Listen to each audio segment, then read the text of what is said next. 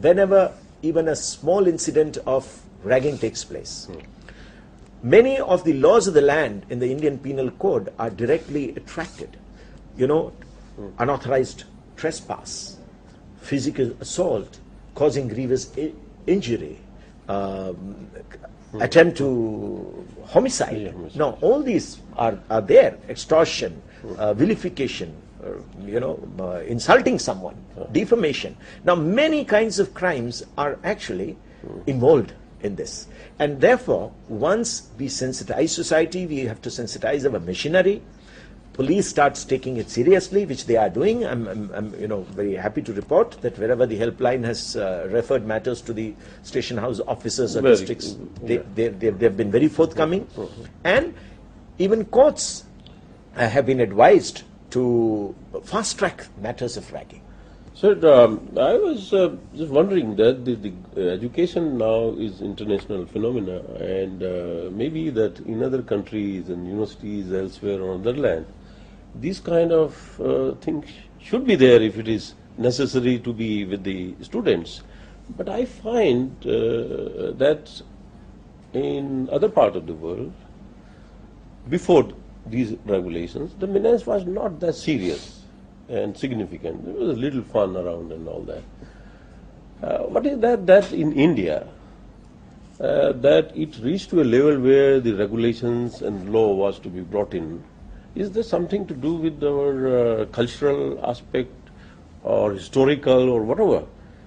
Because on our land, it was, when compared with other, it was significantly very high. Of course, as you have told, and we agree, that it is declining.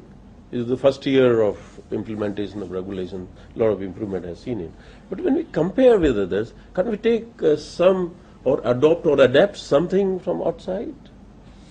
Well, I don't think I'm in a position to, without undertaking a sociological study of the whole thing, conclude that the socio-cultural traditions and reasons are somehow more predominant in resulting in this. And I also don't think that there is a case that there is no ragging in other parts of the world. In fact, the history of ragging tells us that it started from the British public school system in boarding schools and in among armed forces and the soldiers. But it was basically done as some kind of a light-hearted joke being played. You tease your someone who comes new, play a little prank, but then everyone shakes hands and they forget, forgive and forget, and then you become. This was some kind of an initiation into acceptance into a community, but somewhere down the line, this element of bonhomie, the element of it being an act by some pranksters, gave way to some very serious violation of human right to dignity. Now, we went around the country as part of the committee, we did, and we pointedly tried to find out whether socio-cultural reasons were at all at the back of this as an underlying cause. And we found that irrespective of institutions, irrespective of the socio-cultural background of students, urban divide? Yes, people from the rural students felt nothing in ragging their rural freshers. So it was not rural versus urban. It was not high-income groups versus low-income groups or marginalized versus the dominant elite. No. There was no such case was made out except in one or two institutions. Yes, I must say that. Those are extreme cases. Now that the academic session has already set in and things are, happening of lighter side, introduction, fun and all that, and within the, limitations that have been laid down by the committee, Raghavan committee, students are going afresh to the new classes, and before that certainly they will have some little fun here and there, as the students normally do. What would be your message to them, that to channelize their energy, or to have some kind of a, line drawn between the fun and the ultimate that happen, and so on? We'd like to have your views. Thanks. You see, what has happened is excessive fun has now led to a situation of zero tolerance for ragging. Yep. There can be no ragging even for fun. Okay.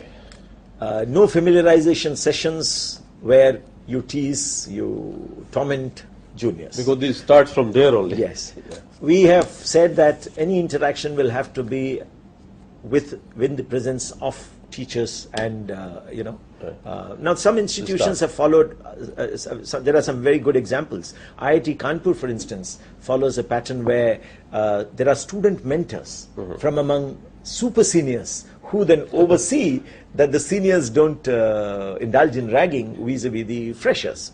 Now we have also launched campaigns of advertising campaigns, both in the audiovisual media as well as the print media. Now, no one has the time or the patience to go through the Raghavan Committee report. But they can certainly, in easy terms, understand that any act resulting in mental abuse, physical abuse, sexual abuse, verbal abuse, indecent behavior, criminal intimidation, wrongful restraint, undermining human dignity, financial exploitation, extortion, use of force, is each of the above, but what I mentioned is a criminal offense.